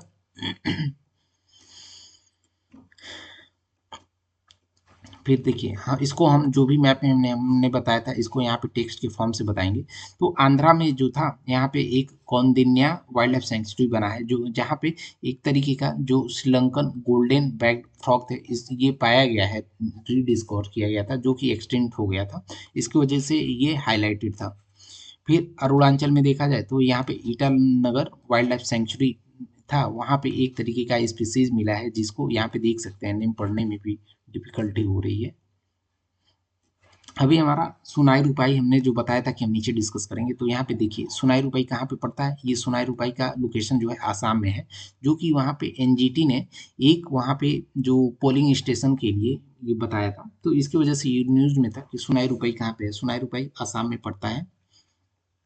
काजीरंगा जानते होंगे, काजीरंगा आसाम में पड़ता है, तो इसको हमें एक्सप्लेन करने की लग रहा है ज़रूरत नहीं है। बिहार में हमने बताया कि कैमूर वाइल्ड लाइफ सेंचुरी, जो कि यहाँ पे बिहार का सेकेंड टाइगर रिजर्व है, इसके लिए ये काफ़ी फेमस था। तो पहला, जैसे ये सेकेंड यहाँ पे टाइगर रिजर्व है बिहार का, तो पहला जो टाइगर रिजर्व है बिहार का वो है वाल्मीकि टाइगर रिजर्व।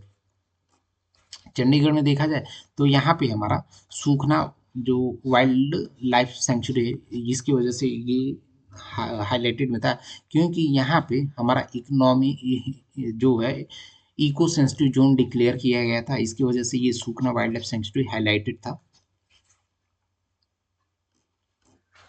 हमारा अगला पॉइंट है कि छत्तीसगढ़, तो छत्तीसगढ़ में गुरु घासीदास यहाँ पे तमोर पिंगला टाइगर रिजर्व को डिक्लेयर किया गया था, तो इसकी वजह से यहाँ पे हाईलाइटेड था।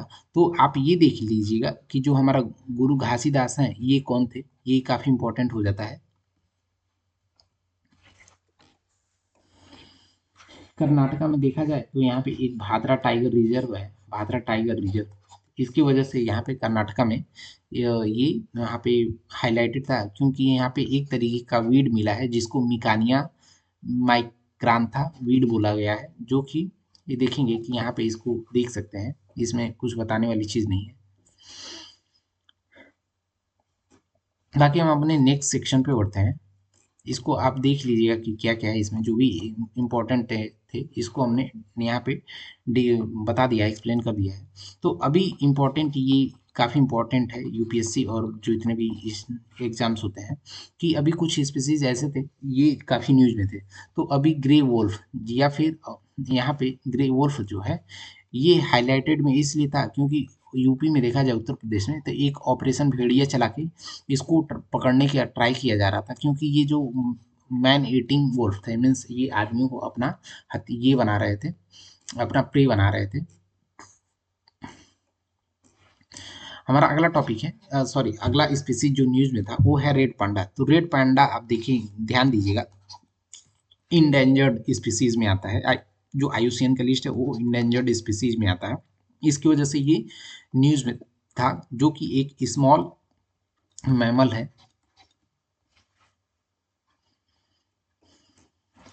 Asiatic lion. तो हमने जब भी टाइगर रिजर्व पढ़ाया था अपने फर्स्ट लेक्चर में, वहाँ पे इस चीज़ को अच्छे से, काफ़ी अच्छे से एक्सप्लेन किया था, तो यहाँ पे एक्सप्लेन करने की ज़रूरत नहीं है।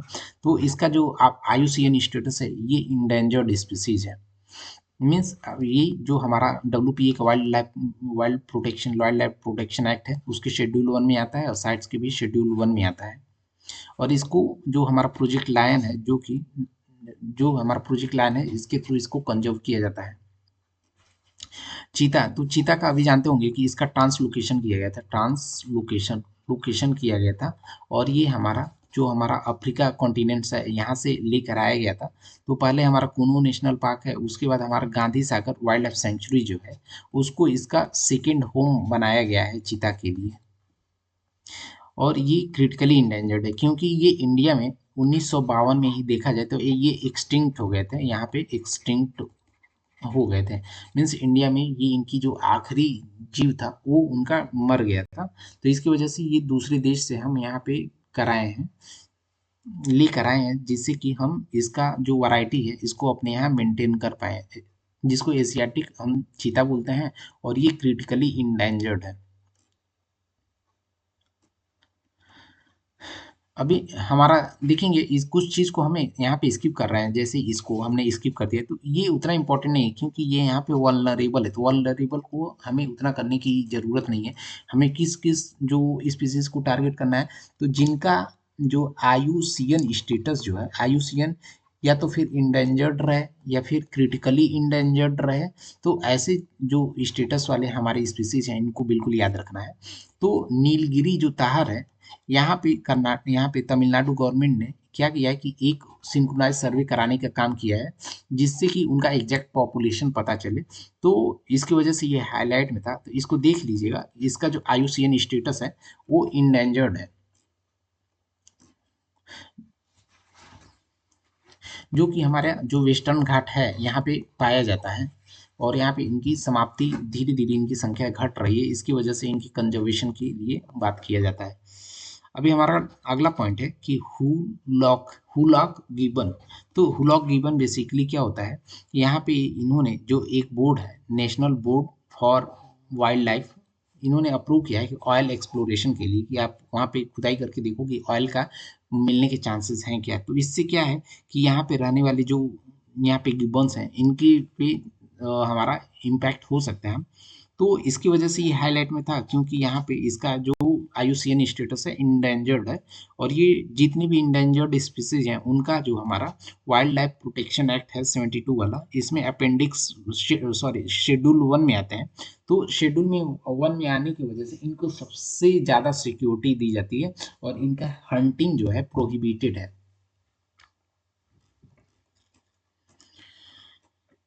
हमारा अगला पॉइंट है कि आई जो आइबेरियन लिंक्स है, तो आइबेरियन लिंक्स जो है वल्नरेबल है। तो वल्नरेबल अभी के लिए जो आईयूसीएन ने अभी करंट अपना स्टेटस जारी किया उसमें ये वल्नरेबल है, लेकिन इसके पहले ये इंडेंजर्ड थी। तो इनका स्पीसीज जो है धीरे धीरे रिकवर हुआ है, तो इसकी वजह से ये न्यूज़ में था आइबेरियन जो लिंक्स, तो इसको ध्यान दीजिएगा। अभी हमारा अगला जो स्पीसीज है जो कि न्यूज में था, तो ये है हमारा जो वल्चर्स थे हमारे, जिसको हिंदी में गिद्ध बोलते हैं। तो ये इन काफ़ी न्यूज में थे। तो इसका आयुसीएन जो स्टेटस है, आयुसीएन स्टेटस इसका क्रिटिकली इंडेंजर्ड है, जो कि हमारा जो वाइल्ड प्रोटेक्शन एक्ट है, जो उसके लिस्ट में शेड्यूल 1 में आते हैं, और इनको हाईएस्ट जो है प्रोटेक्शन दिया गया है वाइल्ड प्रोटेक्शन एक्ट के थ्रू। इनका एक जो है हाईलाइटेड इसलिए थे क्योंकि वहाँ पे एक तो नेस्टिंग का एक प्रोसेस वहाँ पे स्टार्ट किया गया है। कहाँ पे किया गया है, जो मधुमलाई टाइगर रिजर्व है तमिलनाडु का, यहाँ पे ये प्रोसेस स्टार्ट किया गया है। और इनका जो नेचुरल हैबिटेट है ओपन ग्रास लैंड जो होता है, यहाँ पे ये रहना प्रेफर करते हैं। हमारा अगला जो स्पीसीज है वो जॉर्डन्स जो कर्सर है, ये हमारा अगला ये स्पीसीज है जो कि काफ़ी इंपॉर्टेंट है, इसको ध्यान रखिएगा। और इम्पोर्टेंट इसलिए हो जाता है कि एक तो हमारा पहला इसका आयुसीएन स्टेटस क्रिटिकली इंडेंजर्ड है, और ये जो है बहुत दिन बाद मीन्स अपना देखा जाए कि कई दशक बाद ये इंडिया में देखे गए हैं, इसकी वजह से ये काफ़ी न्यूज़ में था। नहीं सॉरी, एक करेक्शन है कि ये कईयों दशक हो गए हैं, ये इनकी जो संख्या है ये दिखे नहीं है, इसकी वजह से ये न्यूज़ में था कि जॉर्डन कर्सर क्या होता है। तो ये ध्यान दीजिएगा, एक तरीके का बर्ड बर्ड है जो कि ईस्टर्न घाट में पाया जाता है। ईस्टर्न घाट किसको बोलते हैं, तो ये हमारा जो इंडिया का जो कोस्टल एरिया है, तो यहाँ पे बे ऑफ बंगाल के आसपास वाला जो हमारा कोस्ट है, इस चीज़ को हम ईस्टर्न घाट बोलते हैं, यहाँ पे जो घाट है।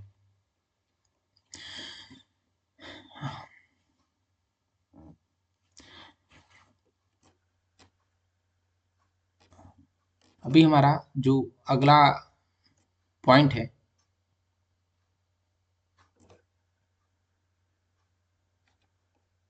वो है हमारा कि ये जो है वाकिटा वाकिटा, ये भी काफ़ी इंपॉर्टेंट हो जाता है क्योंकि ये देखेंगे कि ये एक तो पहले आयुसीएन स्टेटस इसका क्रिटिकली इंडेंजर्ड है, और वाकिटा जो है एक मरीन मैमल है। तो मरीन मैमल है, और ये जो अपने जो फैमिली है इसमें smallest and most endangered species में आती है, तो इसको ध्यान रखिएगा। ये एक व्हेल की तरह दिखती है बट इसका नेम जो है वाकिटा है, जो कि जिसका आईयूसीएन स्टेटस जो है क्रिटिकली इंडेंजर्ड है, इसकी वजह से ध्यान रखिएगा। और यहाँ पे देखेंगे ब्लू व्हेल, ब्लू व्हेल का जो आईयूसीएन स्टेटस है उसका आईयूसीएन स्टेटस इंडेंजर्ड है। तो ये जितने भी स्पीसीज हैं इसको आप ध्यान रखिएगा। फिर यहाँ पे अभी नीचे है, इसके बाद रेप्टाइल्स इंसेक्ट्स है, तो इसको भी हम डिस्कस करेंगे। तो जो भी है आप इस वीडियो को 2x पे करके देख सकते हैं, एक दो बार तीन बार देख लेंगे तो जितने भी करंट अफेयर्स हैं आपके तैयार हो जाएंगे। और हमने ट्राई किया है कि अपने लेवल बेस्ड से कि हम कैसे स्टैटिक को भी अच्छे से कवर कर पाएँ। स्टिल आपको लगता है कि कहीं पे करेक्शन है या फिर आप कहीं पे और हम एक्सप्लोर कर सकते हैं, एक्सप्लेन कर सकते हैं, तो वहाँ पे कमेंट बॉक्स में कमेंट करके बताइए या फिर हमको डायरेक्ट मैसेज करिए कि तो हम क्या करेंगे, कभी नेक्स्ट पार्ट में या फिर स्टैटिक कवर करेंगे तो वहाँ पे उसको अच्छे से कवर करेंगे।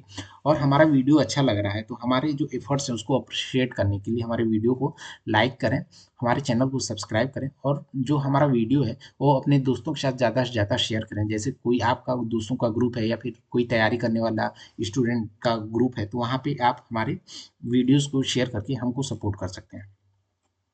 तो अभी हमारा कुछ जो रेप्टाइल्स या इंसेक्ट्स है वो न्यूज़ में थे। तो पहला जो है उसमें पॉइंट कि नेप्तिस जो फिलीरिया है ये अभी रिसेंटली काफ़ी न्यूज़ में था, क्योंकि इंडिया में ये फर्स्ट टाइम देखेंगे कि ये मिला है। तो इसकी वजह से ये न्यूज़ में था कि नेप्तिस फिलेरिया पूछ सकता है एग्जाम में कि रिसेंटली नेप्तिस filaria was in the news. Then अगला सेंटेंस दे दे, it is related to which type of species, तो देगा रेप्टाइल है, इंसेक्ट है, क्या है, या फिश है, तो इस तरीके से दे देगा। तो क्वेश्चन फ्रेम करने का इस तरीके से यूपीएससी क्वेश्चन फ्रेम करती है। तो ये फर्स्ट टाइम इंडिया में ये मिला है, डिस्कवर किया गया है इस तरीके के प्रजाति को, इसको ध्यान दीजिएगा। फिर ये हमारा जो बटरफ्लाई है, जो किकेडा बटरफ्लाई है जो कि मेघालय में मिला है, ये भी एक जो बटरफ्लाई का न्यू स्पीसीज है, तो इसको भी ध्यान में रखिएगा क्योंकि ये काफ़ी इंपॉर्टेंट हो जाता है, जो खास करके नई जो स्पीसीज यहाँ पे मिलती हैं। फिर बम्बल बी ये इसलिए हाईलाइटेड था क्योंकि इस पे एक रिसर्च में देखा ये गया है कि जो हमारा पेस्टिसाइड्स होता है, कीटनाशक होता है, इस पे इसका कोई असर नहीं होता है। तो इसकी वजह से ये न्यूज़ में था, और ये एक पॉलिनेटर का काम करती है। तो पॉलिनेटर बेसिकली क्या होता है कि सपोज जो हमारे खेत में फसल होते हैं उसमें जब फूल आते हैं, तो एक उनके वीडिंग कराने के लिए, सॉरी मीन्स क्रॉस कराने के लिए इस चीज़ का वो पॉलिनेटिंग करते हैं, जिससे वहाँ पे फल लगते हैं, उनका वहाँ पे भ्रूण जनरेट होता है, और भ्रूण जनरेट होने के बाद वहाँ उससे फल लगना स्टार्ट होता है, उसी को हम पॉलिनेशन बोलते हैं। हमारा अगला टॉपिक है कि सी एनीमोन। तो सी एनीमोन बेसिकली क्या है, एक तरीके का ऐसा एक स्पीसीज है जो कि यहाँ समुद्र में पाया जाता है, और इसमें जो है जो हमारा ब्लीचिंग वाला, जैसे हमारा यहाँ पे कोरल ब्लीच होता है, वैसे इस जो स्पीसीज में यहाँ पे ब्लीचिंग होने लगा है मास लेवल पे। तो इसकी वजह से ये न्यूज में था कि सी एनीमोन क्या है। अगला हमारा पॉइंट है कि बैटी लिप्स चंद्रायनी एक तरीके का मरीन जो स्पीसीज है, और इसका नेम जो है हम चंद्रयान 3 के सक्सेस के बाद रखे थे, जिसमें हमारे 4 पेयर ऑफ लेग्स होते हैं, इसको ध्यान दीजिएगा।